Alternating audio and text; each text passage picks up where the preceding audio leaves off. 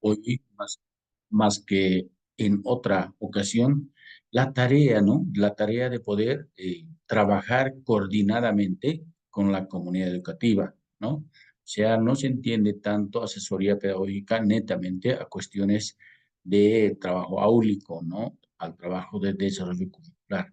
Más al contrario, hoy la tarea del maestro, del directivo, es trabajar con lo que tiene que ver esta comunidad educativa, ¿no? Una comunidad que vamos a entender como sujetos que se apoyan en una comunidad.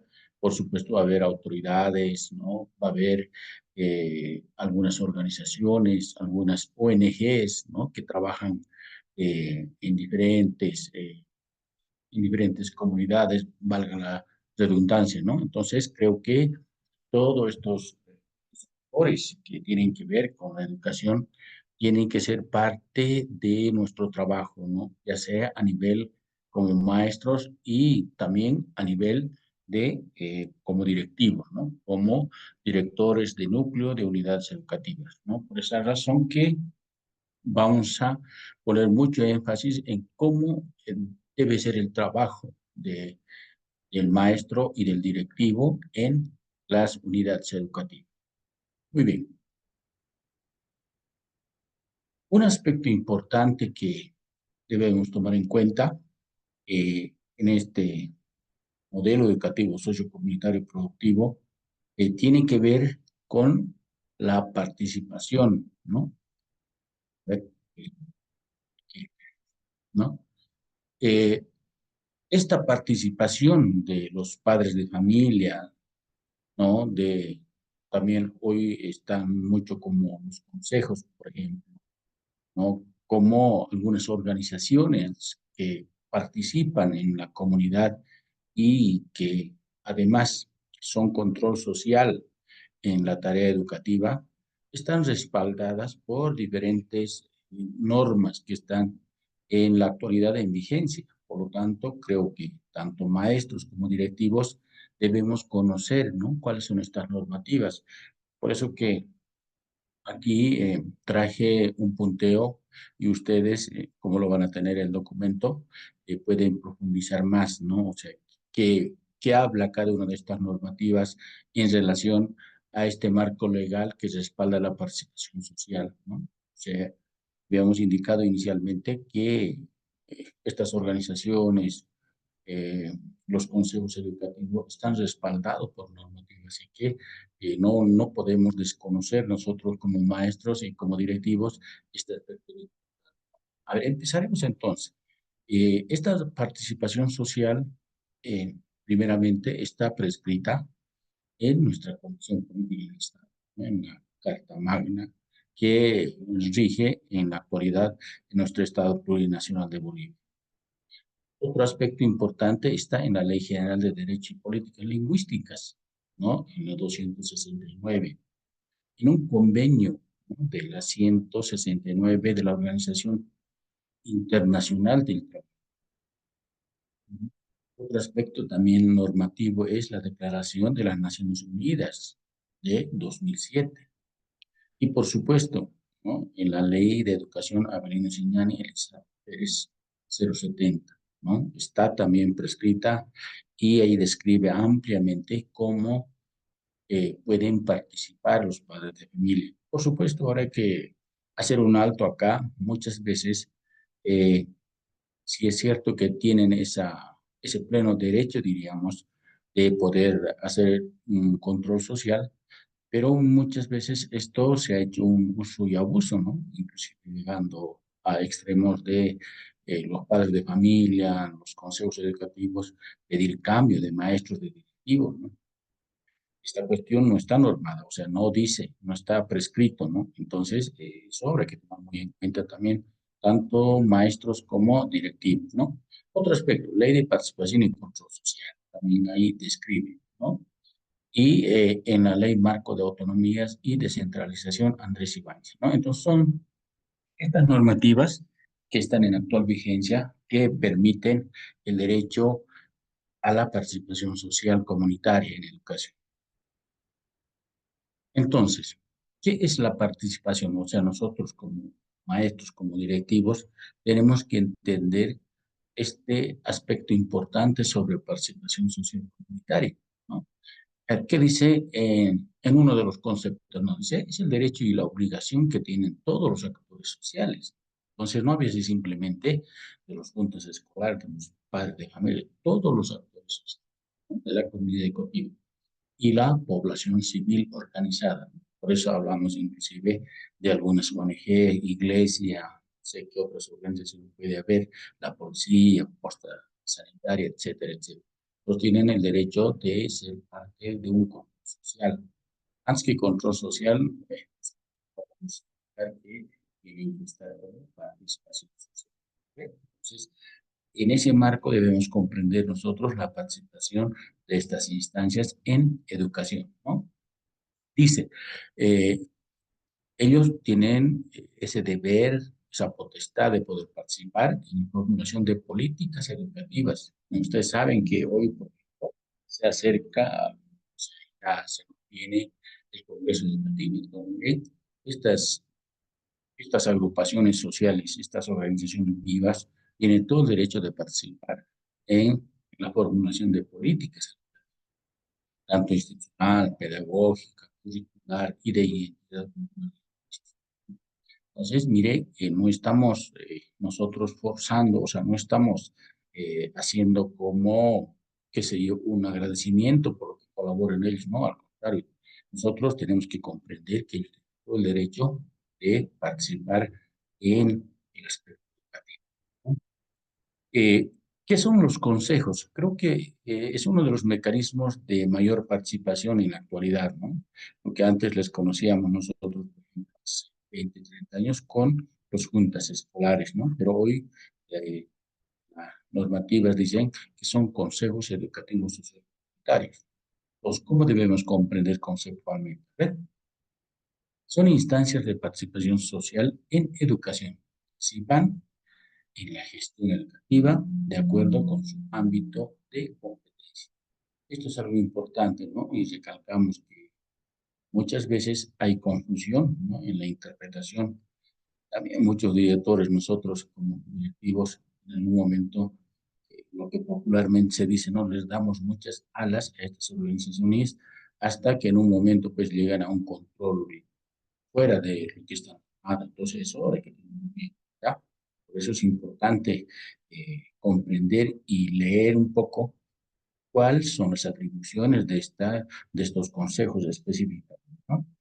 Entonces, ¿qué más nos dice? A ver, participan en la gestión educativa, decíamos, de acuerdo a su ámbito de competencia, en correspondencia con las políticas. O sea, no, tampoco ellos pueden obrar fuera de lo que está normado.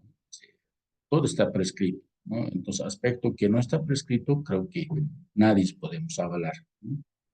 Por supuesto que tienen una reglamentación específica. Entonces, de esa forma debemos comprender nosotros cuando hablamos de los consejos.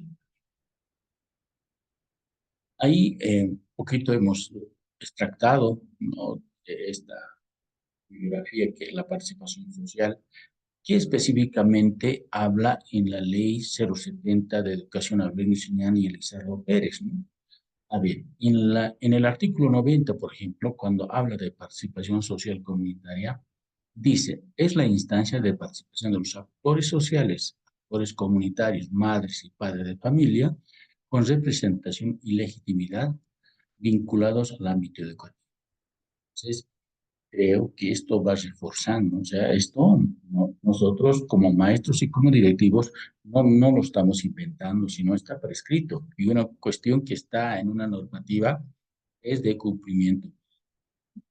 Ahí lo vamos a dejar, no vamos a entrar más a esa descripción, usted lo va a tener el material para comprender su tiempo que lo dediquen a leer para que ustedes ¿no? En la 91, ¿qué nos dice? A ver, algunas cuestiones más sobresalientes, yo diría, ¿no? Dice, por ejemplo, participar en la formulación de lineamientos de políticas educativas en todo el sistema educativo plurinacional, ¿no? Pues con razón se viene acá al Congreso y los padres de familia seguramente. plena participación, ¿no? Porque la ley así lo dice. A ver, la 4, por ejemplo, dice promover consensos entre los diferentes actores. O sea, no simplemente los padres de familia tienen que venir a contar. Sí es cierto que pueden hacer el control social, pero también tienen que ellos ser parte, ¿no? De eh, realizar consensos, acuerdos, ¿no? Buscar aliados estratégicos que coadyuven a la acción, ¿no? Pero lamentablemente en los últimos años, antes de ver este punto número 4, ellos se han dedicado a hacer un control netamente ya del trabajo, de la puntualidad, etcétera, etcétera. Y eso no es tan favorable, ¿no? Porque no dice de esa forma. Entonces, cuando hablamos de promoción de consensos, tendríamos que ver cómo se llega o cómo ellos coadyuvan a realizar acuerdos, ¿no? Y la 5 dice algo importante también aquí, lograr una participación social comunitaria con vocación de servicio, compromiso, solidaridad, reciprocidad y complementariedad. ¿Sí? Ellos tienen que ser parte de los aspectos que tienen como objetivo las unidades educativas, ¿no? De mejorar la calidad, buscar acuerdos, ¿no? Ayudar en la cuestión de mobiliario, de la infraestructura. Entonces, todos esos aspectos tienen que participar y no simplemente dedicarse a esa cuestión. En el artículo 92, a ver, ahí describe lo que estos espacios, ¿no? De participación social comunitaria. Por ejemplo, ¿no? La instancia máxima que se viene en nuestro Estado plurinacional, ¿no? Es el Congreso Plurinacional de Educación, ¿no? Yendo deductivamente, tenemos luego el Consejo Educativo Plurinacional, luego tenemos el Consejo Educativo de Naciones y Pueblos Indígenas y Campesinos, ¿no? Y luego tenemos los consejos educativos social comunitario a nivel departamental y regional, ¿no? Luego tenemos el Consejo Educativo Social Comunitario a nivel distrital, ¿no? Bajando ya a la instancia más operativa, ¿no? Luego tenemos el Consejo Educativo Social Comunitario de núcleo y finalmente el Consejo Educativo Social Comunitario de unidades educativas, ¿no? Entonces, esto dice en la ley 070, en los artículos que les estoy dando como referencia para que ustedes también puedan usar estos, ¿no?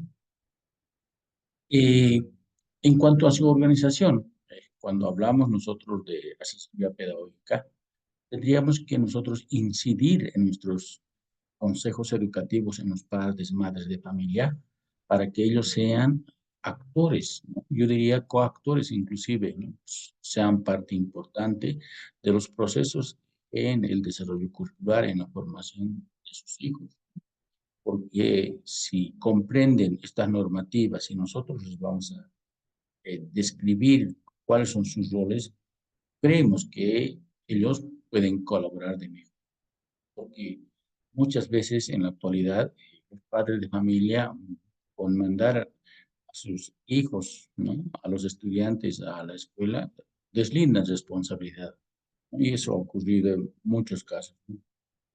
Hay problemas, recién visitan a la maestra, al director, y eso no es favorable, ¿no? Tendría que hacer cumplir su rol, lo que dice también la normativa. ¿Cuál es el rol de los padres de familia? ¿No? ¿Qué deben hacer? ¿Cómo deben apoyar? Entonces, si orientamos desde el inicio, ¿no? Lo que tienen que hacer, seguramente nos van a ayudar bastante tanto a maestros como a directivos, ¿no? Entonces, por eso vamos a nosotros hacer que nosotros como tanto maestros y directivos pedir esa colaboración, ¿no? Ese compromiso a ellos. Sí es cierto que están obligados, pero creo que mucho más funciona cuando se trabaja de forma coordinada, ¿verdad? Por eso que se recomienda trabajar de esa forma. Ahora, ¿cuál es la duración? Nos dice en esta parte.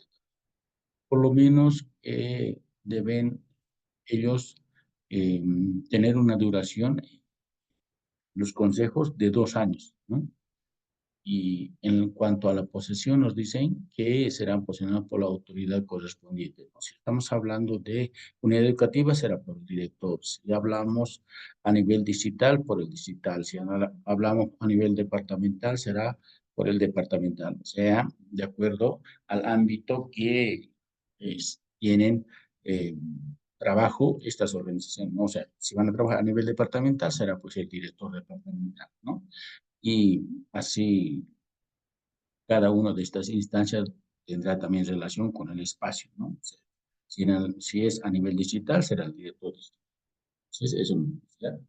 En cuanto a la acreditación, ¿no? Los consejos educativos social comunitarios de unidades educativas y de núcleos serán acreditados previa presentación de acta, con toda instancia, ¿no? O sea que a nivel sindical, igual que nosotros como maestros, ¿no? O sea, cuando estamos trabajando en una organización sindical, lo que le da validez son las actas, ¿no? Las actas de reunión, las actas de posesión y creo que ese es el mecanismo que siempre se ha manejado. Lo mismo vamos a manejar con estas organizaciones de padres y madres.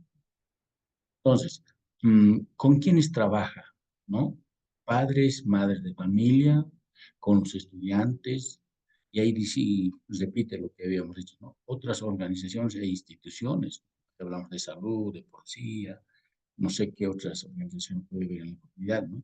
Organizaciones deportivas y culturales, autoridades municipales, maestras y maestros, ¿no? Y autoridades sindicales originarias. ¿Ya? Entonces, cuanto más participación, creemos que nos van a dar mejor apoyo, ¿no? Entonces, nosotros como maestros y como directivos tenemos la posibilidad de hacer que ellos participen y coadyuven en el logro de los objetivos educacionales a nivel de unidad educativa, a nivel digital y a nivel de algunos roles y funciones, ¿no? A ver, también esto ustedes lo van a ver con calma, pero como ejemplo, ¿no? Algo más resaltante que podemos nosotros tomar en cuenta. Cuando hablamos en el ámbito de gestión institucional, por ejemplo, ellos tienen que ser parte activa en la elaboración del POA, ¿no? Ustedes saben que el POA se diseña, ¿no? Se propone casi a la finalización el año, ¿no? Para el año siguiente, ¿no? Por ejemplo, ahora ya estamos en julio, cuando mucho hasta septiembre, octubre ya debíamos tener el POA, ¿no? Que nos permita ver cómo la gestión que viene, la gestión siguiente, podemos encarar algunos proyectos que beneficien a la unidad educativa. Entonces, miren, los padres de familia tendrían que ser los primeros en interesarse en eso. Entonces, uno de los aspectos importantes, ¿no? Otro, realizar el seguimiento mensual, por supuesto, ¿no? Estos van a participar de, decíamos, antes coautores, ¿no? De la educación. Participación en la formulación del POA, ¿no? O sea que cuando nosotros hacemos nuestro POA a nivel de unidad educativa, esto tiene que ir para su aprobación en el gobierno autónomo municipal, ¿no? Entonces, este aspecto también creo que el presidente del consejo tendría que ir a pelearlo, ¿no? Porque generalmente esto a veces se deja que no las autoridades del gobierno municipal lo prueban, pero si hay ese seguimiento, si hay esa contundencia en el reclamo, seguramente van a ser atendidos los problemas que se están planteando en el POA de unidad educativa, ¿no? A ver, algunos otros aspectos importantes. Acá, gestionar la dotación de ítems de nueva creación, ¿no? Hemos visto muchas veces, acá en la ciudad de Sucre, por ejemplo, muchos padres de familia que directivos tienen buen liderazgo, ¿no? Cuando no hay ítems, se van a la dirección departamental a hacer bloqueos. O sea, a veces funcionan esas formas también de, de trabajo, ¿no? O sea, son padres de familia que quieren conseguir y lo consiguen, pues, ¿no? Cuando no debía ser así, ¿no? O sea, que la dotación de ítem debía ser de acuerdo al crecimiento vegetativo, ¿no? Pero a veces eso no es coherente con este aspecto de la estadística, ¿no? Sí, es cierto, hay muchos estudiantes en las unidades educativas, qué sé yo, 35, 40 por cada aula, pero no se atiende, ¿no? Entonces, seguramente por esa razón se llega a un mecanismo de presión, ¿no? Que muchas veces puede dar resultado y a veces no sería tan saludable también para las autoridades educativas, ¿no? Otro aspecto importante, denunciar ante las autoridades correspondientes los hechos de corrupción, por supuesto. ¿no? Los padres de familia, se ha visto en muchas ocasiones, por ejemplo, que hubo algunos cobros por la inscripción, por ejemplo, ¿no? Lo cual no está permitido. Entonces, estos aspectos tendremos que tomar muy en cuenta nosotros como maestros y como directivos, ¿no? No incurrir en estos delitos, ¿no? Ni siquiera son falta, porque la corrupción no prescribe, ¿no? O sea, en momentos si te denuncian cuando ya no seas autoridad, te denuncian y podemos ser objeto de una responsabilidad. Entonces, hay que tomar más en cuenta que es mejor obrar de acuerdo a la normativa, de acuerdo a lo que describe las normas y en un futuro estar tranquilo, ¿no?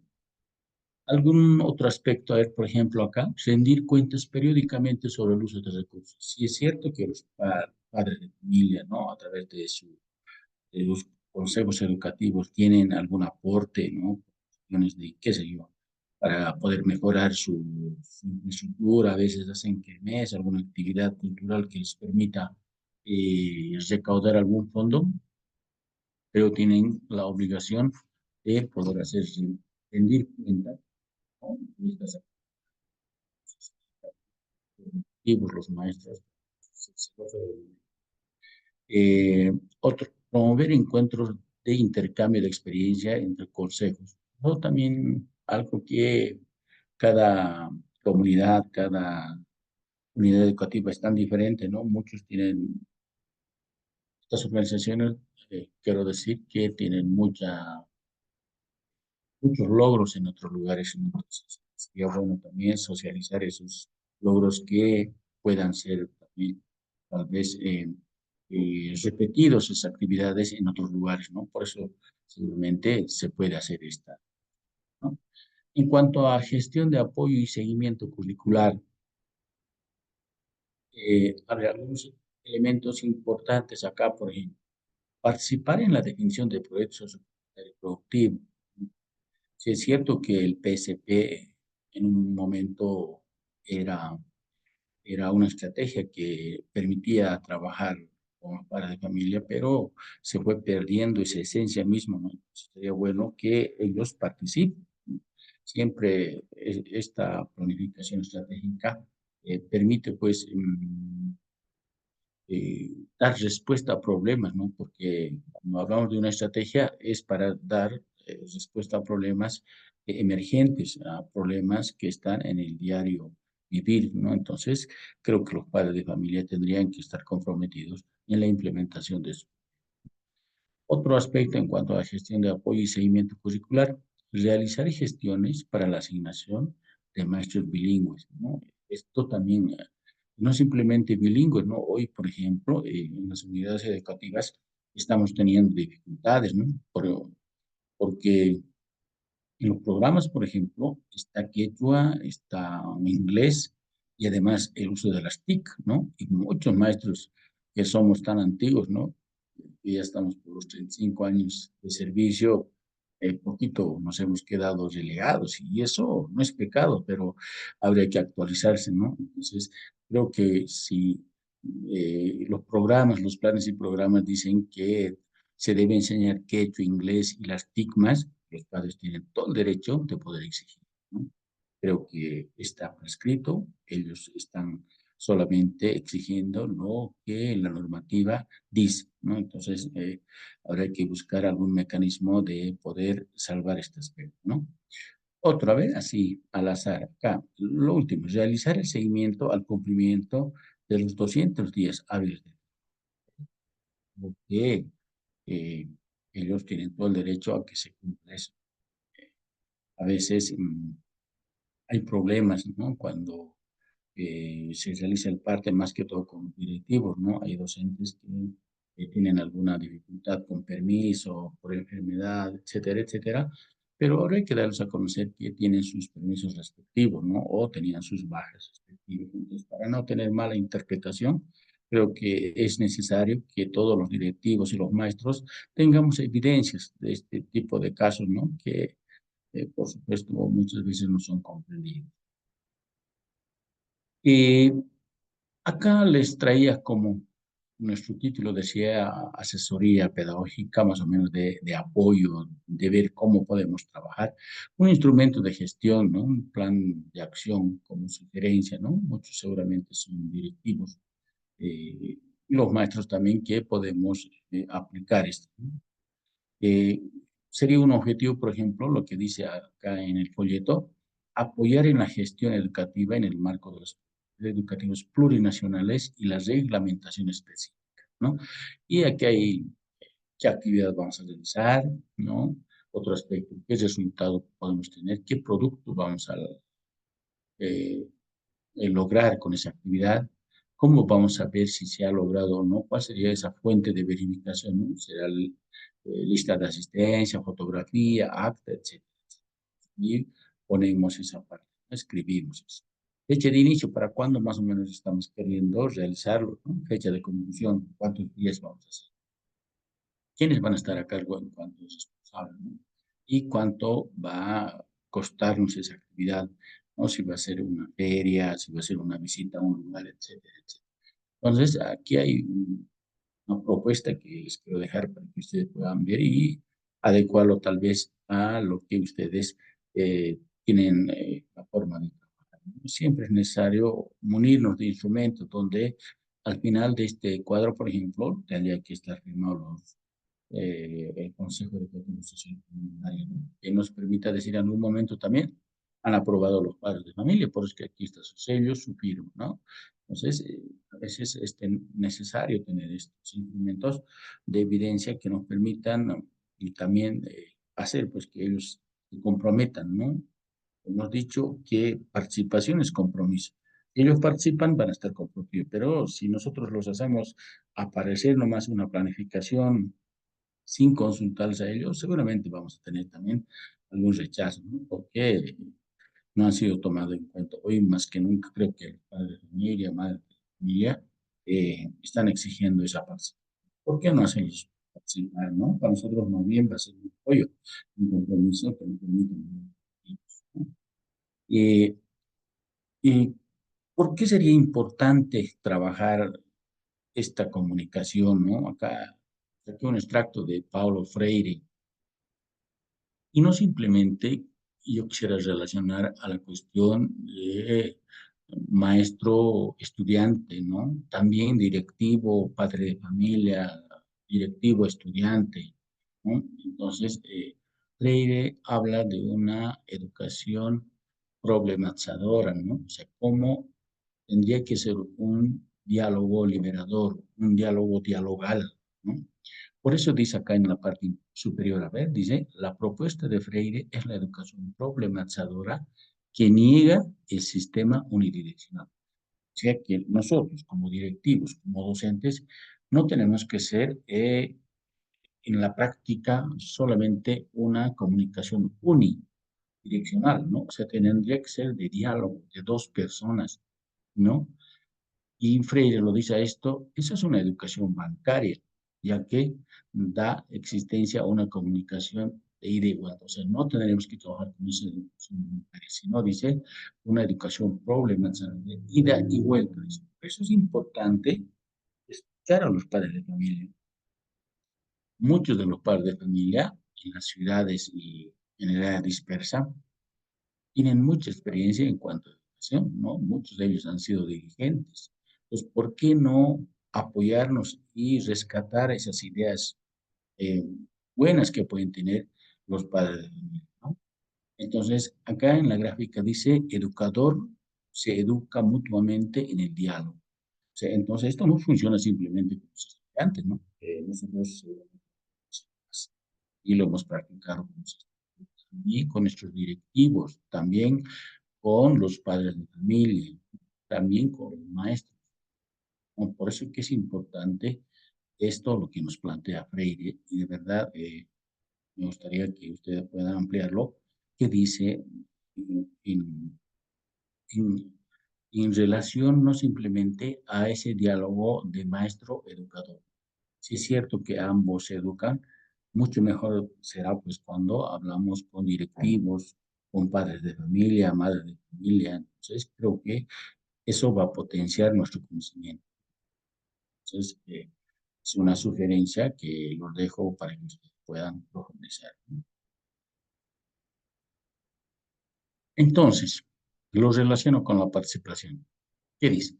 La participación es entendida como un proceso, no como un estado, ¿no? Entonces, cuando hablamos de proceso, se da constantemente esta participación.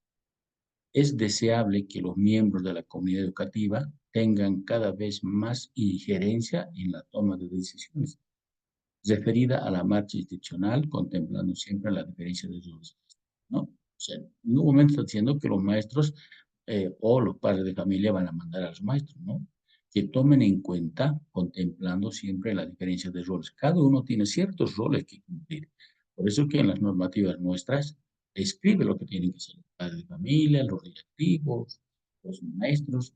Entonces, creo que tenemos la obligación en orientar, en capacitarlos, en brindar esa bibliografía a nuestros padres de familia. Sí, es cierto que muchos no lo van a leer, pero de 30 padres de familia que están en un curso, que son los padres de familia de mis hijos, que lo lean 5 es suficiente, que lo lean 3, porque ya van a decir, no, en la normativa dice que nosotros esto debemos hacer, ¿verdad? Por esa razón que es importante insistir, ¿no? En dar esa constitución que norma la participación de los padres. ¿Ya? Concluiremos esta parte porque me parece muy interesante y muy importante.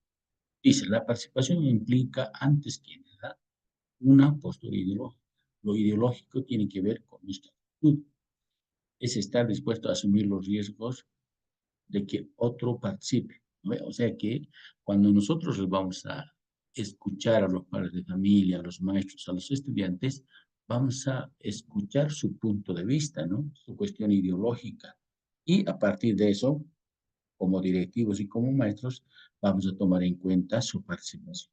Entonces, es algo muy importante que nos permita trabajar, nuevamente repito, ¿no? Buscando un diálogo dialogal, ¿no? Para saber qué es lo que piensan, qué es lo que quieren, ¿no?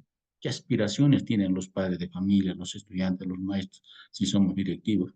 Por eso es importante que nosotros les permitamos dar a conocer sus puntos de vista, ¿no? Por eso vamos a hablar de participación social. Y acá un poquito un esquema donde nos permita comprender cómo nosotros debemos trabajar. A ver, vamos a suponer que estamos llegando a una unidad educativa por una primera vez, ¿no? Recién estamos conociendo la IVA, la comunidad, depende de donde sea. Entonces, nos dicen que siempre debe haber un diagnóstico, ¿no? Situacional, institucional, comunitario. Y esto, por supuesto, hay diferentes instrumentos, formas de recabar información, ¿no? Otros les gusta aplicar cuestionarios más cerrados, otro entrevistas abiertas, ¿no? Pero tendría que darnos estos instrumentos una comprensión de la situación de nuestra comunidad, o sea, cómo es nuestra comunidad. Por supuesto, acá dice estructura del proyecto, ¿no? Pero esto podemos adecuarlo a un POA, a una planificación, etcétera, etcétera. O sea, estos son los pasos estructurales que tendría que tener una planificación, ¿no? Guías e instrumentos, ¿no? Cuando hablamos de estructura, ahí habla de guías e instrumentos, cómo vamos a nosotros recabar información. Luego tendría que venir esa evaluación y seguimiento, ¿no? O sea, cómo nosotros vamos a ir trabajando lo que tiene que ver con el monitoreo, la evaluación, ¿no? Si hemos planificado, qué sé yo, hacer al año 4 ferias, tendríamos que hacer un seguimiento como directivos o como maestros, ¿no? Entonces, todo esto vamos a ver una planificación integral comunitaria, ¿no? Entonces, son los pasos grandes que una planificación en una indicativa o en un plan, en un POA, podemos nosotros describir, ¿no? Tomando en cuenta ese elemento. Por eso que es importante preguntar, ¿no?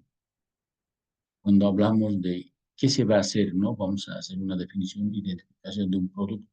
¿Qué queremos cambiar, ¿no? Algo ideal. O sea, cuando hablamos de una planificación, es algo ideal, no está realizado todavía, ¿no? ¿Por qué? O sea, seguramente para responder a una problemática educativa en la comunidad. ¿Para qué? ¿No? O sea, ¿cuál es el objetivo y el fin de lo que queremos? ¿Cuánto se va a realizar? Metas y funciones, ¿no? O sea, antes hablábamos, por ejemplo, de 4 series educativas. Entonces, eso tiene que estar prescrito bien en nuestra planificación, ya sea anual, trimestral, bimestral, como se trabaje en, en cada uno de los ámbitos, ¿no? ¿Dónde? Localización, ubicación, por supuesto. ¿Cómo? ¿Qué actividades vamos a realizar? ¿Cuándo? Un cronograma que nos permita trabajar sistemáticamente, ya sea por mes, por bimestre, trimestre. ¿Con qué y con quiénes recursos responsables? ¿No? Hoy tenemos la suerte de tener en las unidades educativas diferentes comisiones, ¿no? Entonces, eso afecta su funcionalidad, ¿no? A reiterar que tendríamos que hacer participar a los padres. Ellos seguramente se van a sentir comprometidos cuando les vamos a hacer participar. Y, por supuesto, dar ciertas responsabilidades, ¿no? ¿Bajo qué condiciones? Considerar su puesta situación, o sea, eh, haciendo que vamos a nosotros dar y delegar funciones a los padres de familia, que tienen que ser, primero, antes, por supuesto, cumplir lo que está ahí, ser responsables, ¿no? Trabajar coordinadamente con sus bases, ya de acuerdo a lo que estamos planificando. Seguramente muchas veces van a tener reuniones, entonces hay que discriminar bien para que en un momento no tengamos algún rechazo, ¿no? Pueden decir, no, en ninguna parte dice así, o el director o los maestros queramos cambiar también, ¿no? Por eso es importante describir, eh, creo que una planificación bien minuciosa, ¿no? Con todas las actividades que nos permita dar cumplimiento. Acá hay un ejemplo también, ¿no? Para que ustedes puedan ver y diferenciar un poquito, ¿no? Un título de un PSP, ¿no? Es, inclusive, pero esto es una cuestión que se maneja en los diferentes niveles y modalidades. Yo quisiera que en esta parte, en donde dice criterio, diferenciemos entre necesidad, problema y aspiración, ¿no? Porque muchas veces hay esa confusión. Entonces, cuando hablamos de necesidad, por ejemplo, aquí hay un ejemplo, dice eliminación de barreras arquitectónicas, ¿no? Entonces, ¿cuál sería el título? Construcción y mejoramiento de espacios educativos accesibles y seguros. Esa es una necesidad. Cuando hablamos de problema, son netamente barreras arquitectónicas. En la necesidad estamos queriendo eliminar, pero en el problema estamos describiendo tal como ocurre, ¿no? Barreras arquitectónicas. Entonces, ¿cuál sería el subtítulo? Centros de educación especial accesibles y seguros, ¿no? Cuando hablamos de aspiración, es un aspecto muy diferente. Entonces, ¿cómo planteamos? Espacios educativos accesibles y seguros. Es una aspiración, ¿no? ¿Y cuál sería el título? Centros de educación especial con enfoque inclusivo. ¿Eh? Entonces, cuando hablamos de necesidad, problema, aspiración, tendría que ser planteado de manera coherente. A veces se tiene una necesidad, pero se plantea como un problema o como una aspiración. Y eso a veces no permite que nosotros podamos lograr los objetivos, ¿no? Cuando hay vocación productiva, por ejemplo, participación de todos y todos en los procesos de producción, por supuesto, tendría que ser. Entonces, ¿cuál sería el título? Programas productivos para personas con discapacidad, aquí para estudiantes de tercer año, secundaria, etcétera. Entonces, podemos ir adecuando. ¿Eh? En la potencialidad productiva, capacidad económica productiva del territorio de la comunidad, ¿no? Entonces, eso se está sintiendo, ¿no? Aquí, participación de personas con discapacidad en procesos productivos comunitarios. ¿Ok? Entonces, tiene que haber una cierta coherencia que nos permita comprender y lograr los objetivos en cada una de las planificaciones. Acá les traigo un ejemplo de una lista de cotejo, ¿no? Que siempre, tanto a docentes como a directivos, les permita hacer un seguimiento, ¿no? A las actividades, ¿no? Si es director, por ejemplo, hará un seguimiento de su planificación. Ahora, si es maestro, le permitirá hacer un seguimiento a los procesos de aprendizaje de los estudiantes, o si quiere, la participación de los padres de familia, ¿no? Entonces, Eso ustedes le pueden adecuar de acuerdo a su necesidad que tengan, ¿no? Entonces, lo planteamos generalmente como pregunta, ¿no? ¿Fueron cumplidos los objetivos? Sí, no. Entonces, se cumplieron las actividades señaladas en un cronograma, ¿no? Entonces, eso nos permite valorar cómo estamos nosotros cumpliendo diferentes actividades que estaban en nuestra planificación. Entonces, cuando hablamos de una asesoría pedagógica, tendríamos que saber y dar estos resultados bajo una temporalidad, ya sea mensual, bimestral, de hacer conocer a las autoridades también de los consejos, ¿no? O de los maestros, ¿no? O pues de un consejo de maestros o a los estudiantes, ¿no? Es decir, mire, estuvimos programados para tal fecha esta actividad, pero lamentablemente no se ha desarrollado. Son instrumentos que nos permitan llevar las actividades de forma sistemática, gana de experimentar. No vamos a decir que me parece que no se ha cumplido, no sé, pero era tal fecha y no estoy viendo el resultado, no, nada que ver, ¿no? Tienen que ser bien sistemáticos. Teníamos en la planificación hasta julio desarrollar 3 actividades, pero no hemos desarrollado 3, sino solamente uno. ¿Dónde está la falla, no? Nos va a permitir hacer reajustes, reorientar las actividades para cumplir lo que hemos planificado, ¿no? Entonces, nos va a permitir este instrumento hacer seguimiento sistemático. Ejemplo de un formato que hay muchos, pero seguramente esto también se puede adecuar fácilmente a lo que ustedes, de acuerdo a la tarea que realizan, pueden tener. Eh, ¿Cuáles son las fases de un proyecto? O sea, ¿cómo empieza un proyecto sociocomunitario o una planificación? Primeramente, en la fase uno empezaría como una planificación integral comunitaria, ¿no? En una fase 2, ¿cuáles son los insumos que tenemos, ¿no? Ya en la fase 3 sería la elaboración de este proyecto, construcción comunitaria. Nuevamente repite en esta parte donde tendríamos que hacer que participen los padres de familia. Ya en la fase 4 sería la implementación y la fase 5 esta evolución y seguimiento. O sea, ya tendríamos que ver esa realidad transformada, ¿no? Porque generalmente en la planificación integral vamos a nosotros atacar a problemas que tenemos, ¿no? Que se dio ahí el rato antes, decíamos, por ejemplo, acá ya sería una necesidad, un problema, una aspiración, será una vocación productiva, una potencialidad productiva, de acuerdo a lo que en nuestra comunidad esté ocurriendo, cuál fuese de esas situaciones.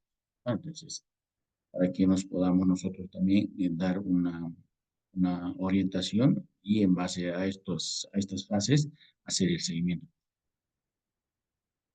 Eh, Nosotros cuando vamos a plantear una planificación, ya sea a nivel de maestro y creo que lo más importante hoy se da demasiado interés a un producto, ¿no? Es decir, que no debía ser así, porque si nosotros hacemos un adecuado seguimiento, ya sea como maestros, como directivos, y los procesos, ¿no? En los mismos procesos de desarrollo, vemos para maestros de desarrollo curricular, por supuesto vamos a tener un buen producto, ¿no? Por eso que acá eh, dice algo importante. La evaluación de producto permite medir e interpretar los logros obtenidos en el proyecto. Es necesario evaluar el proceso, ¿no? El proceso que permitió llegar al producto. O sea, si nosotros tenemos instrumentos que nos permitan hacer seguimiento a estos procesos, por supuesto, nuestro producto es sabe, ¿no? Por eso en la parte inferior, acá cuando hablamos de los insumos, ¿no? Es importante tener esta participación como procesos, ¿no? Y ahí vamos a ver cuestiones tangibles e intangibles, ¿no? Entonces ahí nosotros estamos evaluando cómo nuestro plan, nuestro POA va a ser resultado.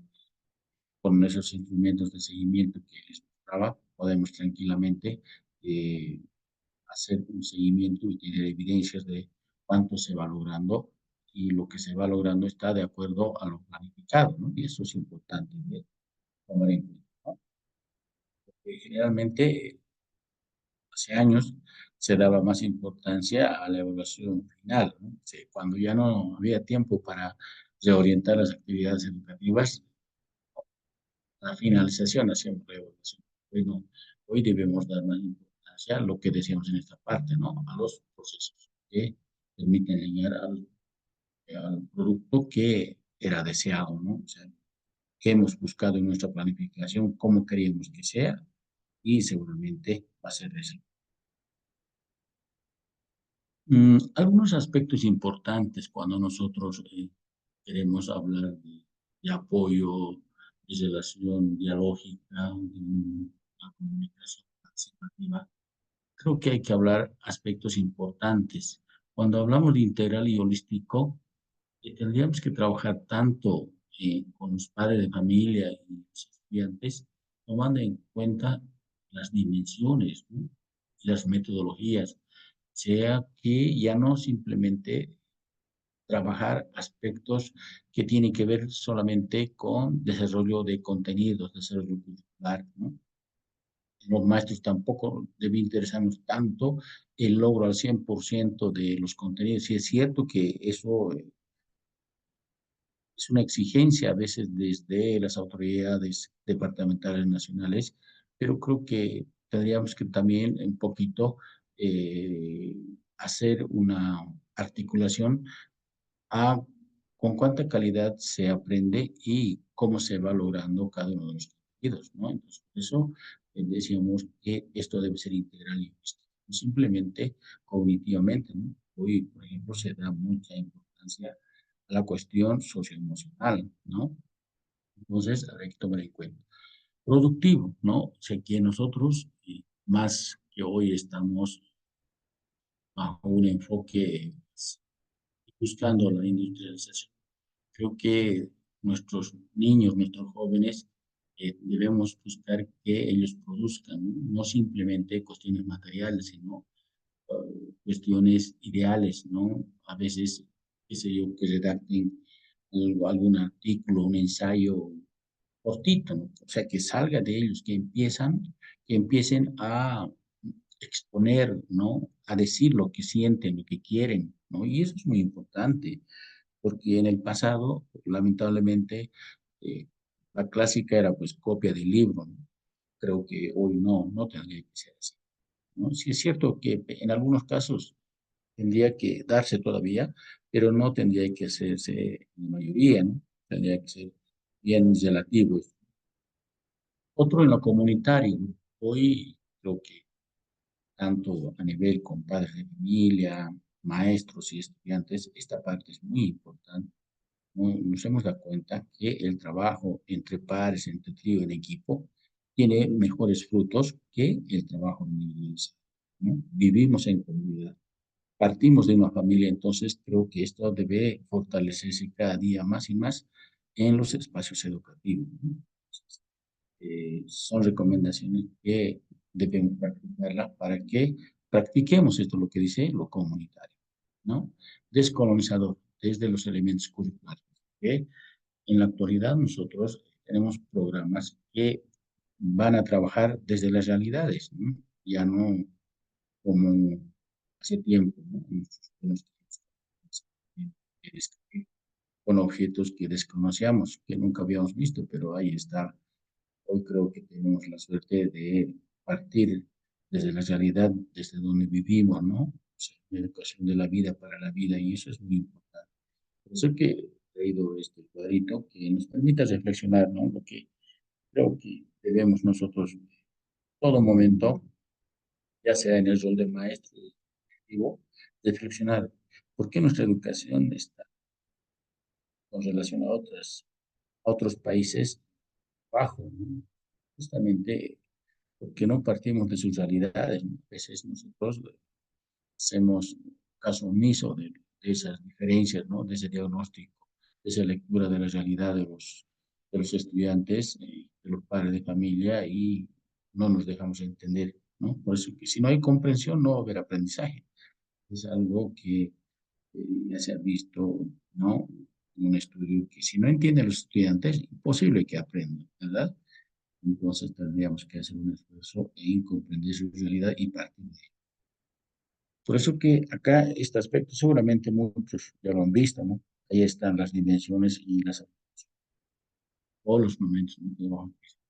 Es una articulación, por eso que maestros los directivos debemos hacer énfasis en esto. Hay una linealidad acá, o sea, no es jerarquizado, no tiene un orden, cuál es primero, cuál es segundo, ¿no? Siempre se va teniendo, tanto en los momentos como en las dimensiones, una relación tan fluida que hay, ¿no? Por eso que esta parte nosotros también debemos comprender y los directivos apoyar para que se practique esto, ¿no? Y eso me permite comprender esa preocupación, ¿no? Y acá, tanto para los maestros como para directivos, sería una sugerencia para que, qué verbos podemos nosotros utilizar cuando estamos en los momentos o las orientaciones de práctica, en la teorización, en la valoración y en la producción. Muchas veces eh, tenemos algunas dificultades, pero a ver ustedes que están en aula mismo, hagan una- un análisis y vean cuál sería de verdad lo más pertinente que nos permita también planificar acorde a lo que queremos lograr, ¿no? Muchas veces no se tiene los verbos adecuados, ¿no? Para describir qué queremos lograr y por ahí poco se pierde también nuestros esfuerzos. Entonces, tengo como un poco esto, ¿ya? Mm, aquí queremos un poquito recalcar cómo las diferentes planificaciones, ¿no? Sí es cierto que toman en cuenta otros elementos, algunos autores, otras sugerencias, pero lo que siempre debemos tomar en cuenta que en este inicio de un diseño, por ejemplo, tendría que ver la definición de la situación de base, ¿no? O sea, ¿cómo está? Hoy nosotros en este modelo educativo hablamos mucho de lectura de la realidad, ¿no? De la cultura. Entonces, ahí tenemos que ver en eso, ¿no? ¿Cuáles son los indicadores de nuestro contexto? ¿Qué aspectos importantes hay? ¿No? Porque todo tiene que partir a partir de esa comunidad, de esa realidad, ¿no? Ahora, en el desarrollo del diseño, por ejemplo, cuantificación previa de los objetivos. ¿Qué queremos nosotros lograr? ¿No? Si es cierto, aquí hay cuantificación, también podría ser cualificación, o sea, ¿cómo queremos nosotros lograr? ¿No? En la etapa de ejecución, ahí tendrían que estar los indicadores de seguimiento, ¿no? Porque si somos directivos, vamos a empezar a hacer seguimiento, el apoyo, ¿no? Pedagógica. Por eso dice hacer la cuantificación de los resultados que se vayan obteniendo mediante el seguimiento, ¿no? Y finalmente, la etapa de finalización, los indicadores para la evaluación final, ¿no? Utilización de las cuantificaciones de seguimiento y creación de nuevas cuantificaciones. Esto es una ciclicidad, ¿no? O sea, hacemos una evaluación de un trimestre en base a los resultados, nuevamente planificamos, ¿no? Como en investigación, ¿no? Se lleva la investigación a acción, por ejemplo. Y el primer ciclo nos permite seguir creciendo, seguir mejorando en base a esa evaluación que se tiene en ese primer ciclo, ¿no? Entonces, esto tiene que ir como espiral mejorando ensanchándose más cada vez porque estamos a partir de la reflexión que hemos tenido, vamos a ir mejorando constantemente, ¿no? Algunos instrumentos, acá les traigo ya para ir terminando esta parte, algunos instrumentos que ustedes pueden ir seguramente indagando algunas ventajas. Por supuesto, también algunas desventajas, ¿no? Hay cada uno de estos aspectos, por supuesto, tiene algunas cuestiones favorables y algunas desfavorables también, ¿no? Y mucho tiene que ver también con la habilidad de cada directivo, de cada maestro, como dicen, ¿no? Entonces, por ejemplo, acá sugerimos rúbricas de evaluación, ¿no? Acá, por ejemplo, vamos a ver cómo los estudiantes van desarrollando progresivamente en cuanto al aprendizaje. Entonces, ustedes seguramente alguna vez han utilizado esto, es muy favorable, cosa que nos permita, nuevamente, repito esto, llevar un control sistemático. no simplemente de maestro a estudiante, sino de directivo a estudiante, de directivo con los padres de familia. ¿Cómo han ido progresando? ¿Ha habido mejor participación de los padres de familia?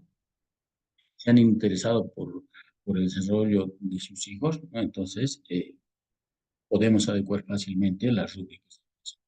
Las listas de cotejo, ¿no? De igual forma, donde hay un cuadro de doble entrada que nos permita ir viendo diferentes aspectos, ¿no? Entonces, creo que esta valoración nos puede dar a golpe de vista, ¿no? Decir, ah, no, este padre de familia siempre se ha mantenido una baja participación, de 1 a 5, por ejemplo. 1 es bajo, 5 es participación, buena participación, por decir. Entonces, estos instrumentos nos permiten llevar sistemáticamente la participación del padre de familia o el desempeño de maestros. Una guía de observación, seguramente la más conocida, que nos permita recoger información de lo que vamos nosotros observando, ¿no? Que hacen tanto estudiantes, docentes, en diferentes actividades. Y la ventaja de esto, por ejemplo, sería que en muchos casos se anota anécdotas, para aspectos que en algún momento podemos volverlas a retomar. Si son muy buenas, replicar. Si quieres eso, o sea, como algunas actividades que se van anotando, que se van registrando, pueden ser muy buenas y creo que merecen ser replicadas y aplicadas por otros. Entonces, se trata de volver a utilizar y seguir mejorando la calidad. Los cuadernos de clase creo que lo conocemos, todos tenemos, ellos manejan esto, los estudiantes, los exámenes de igual forma, se dicen exámenes, dicen otros, se llama evaluación, ¿no? Pero también nos permite recabar información, ¿no? Si es cierto, lo que más hemos manejado han sido las pruebas objetivas, también tiene sus ventajas, ¿no? Pero hay que ver en cuanto a evaluación, diferentes formas, ya sean orales, prácticas, resúmenes, ¿no? Que nos permita valorar la capacidad. Lo que queremos es cómo estos instrumentos nos permiten evaluar, ¿no? Valorar lo que están aprendiendo y cómo podemos ir mejorando, ¿no? Creo que eso es la esencia de estos instrumentos que nos permitan conocer, ¿no? A los estudiantes y en algún momento dar el apoyo, la retroalimentación, por supuesto, comunidades, si nos está permitiendo un determinado tema. Esa creo que es la esencia de estos instrumentos de valoración de evaluación. Los mapas conceptuales, ¿no? También importantes porque permiten a los estudiantes desarrollar habilidades de organización, ¿no? Entonces, es necesario que ellos practiquen, ¿no? Entonces, creo que este instrumento sería muy bueno desde ya los primeros años, desde segundo, tercero, ir aplicando y más con nuestros jóvenes, ¿no? Que le permita a golpe de vista comprender qué aspectos se ha trabajado o un determinado contenido, cómo se estructura, ¿no? Si vamos a dar ejemplos de esta naturaleza, por supuesto, en el futuro pues serán muy habilosos para estructurar y hacer comprensiones rápidas, ¿no? Hacer esquemas que les permita recordar fácilmente de lo que se avanza, de lo que se aprende. Otros los trabajos monográficos y pequeñas investigaciones, ¿no? Rato antes les decía, creo que a nuestros jóvenes estudiantes, a nuestros niños de los últimos primaria y secundaria, lo que nos está faltando es darles esa oportunidad de escribir, ¿no? Hacer, imaginar situaciones que les permitan desarrollar habilidades imaginativas, ¿no? Y eso es muy importante. Grabaciones de audio también, ¿no? Fácilmente podemos hacer. Hoy que tenemos el celular donde tiene de todo, ¿no? Tiene hora, video, foto, ¿no? Muchos otros recursos más. Grabarle a nuestros estudiantes y que ellos mismos escuchen cómo expresan. Creo que seguramente los maestros lo hacen mucho mejor. Herramientas digitales para evaluar igual, ¿no? Hoy hay algunas apps que nos permita evaluar, ¿no? Pero sí, seguramente eso podemos aplicar con los jóvenes estudiantes ya, ¿no?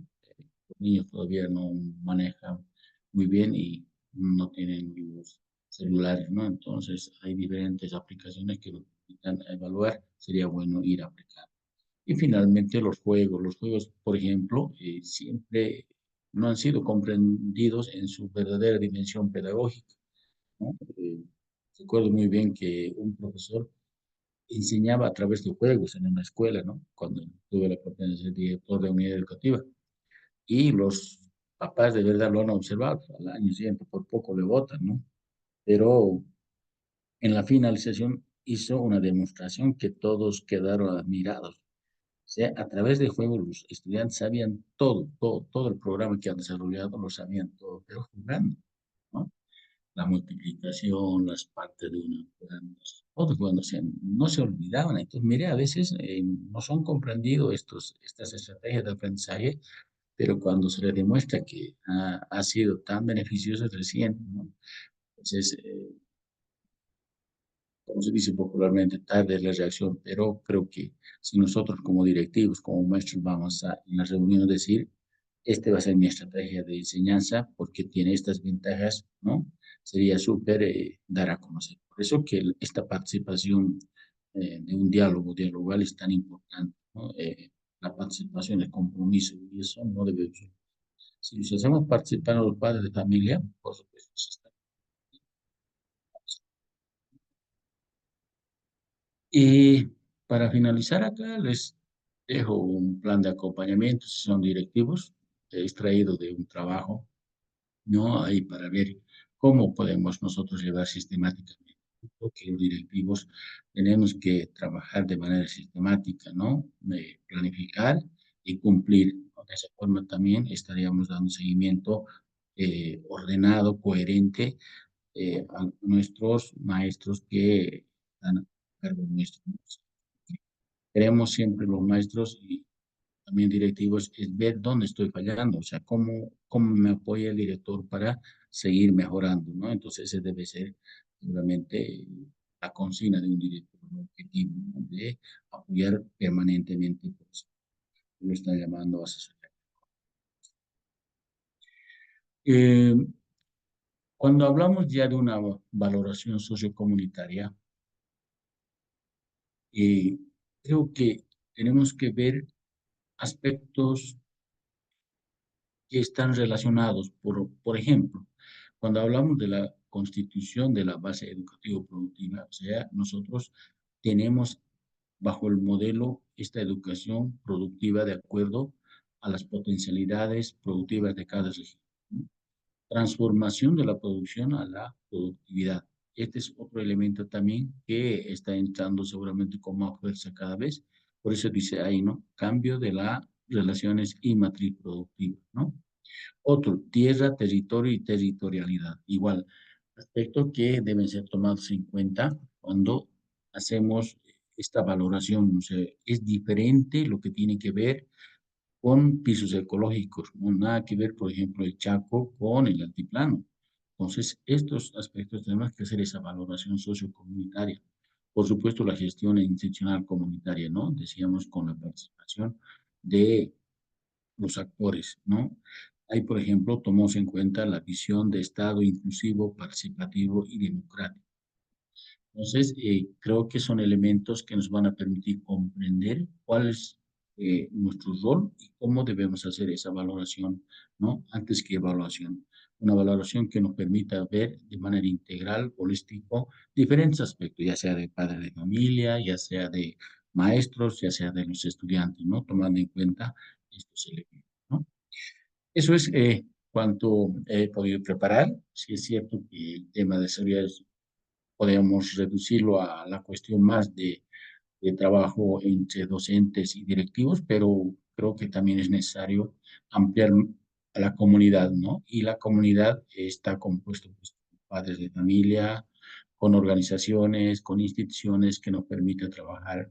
Entonces, eh, yo quiero agradecer la oportunidad que nos dan siempre CAETIP para compartir experiencias que nos permiten dar como sugerencia aspectos que seguramente en el futuro nos permita mejorar nuestro rol, ya sea como maestro o como directivo, ¿no?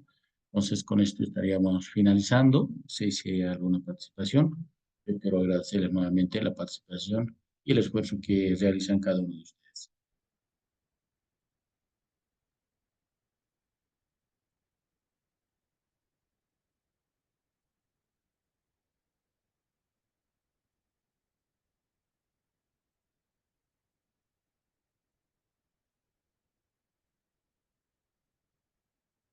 Listo, no habiendo muchas gracias. Entonces, con esto hemos finalizado. Espero que les vaya súper bien y abrigarse. Está haciendo mucho frío por Sucre. Saludos, hasta luego, hasta otra oportunidad.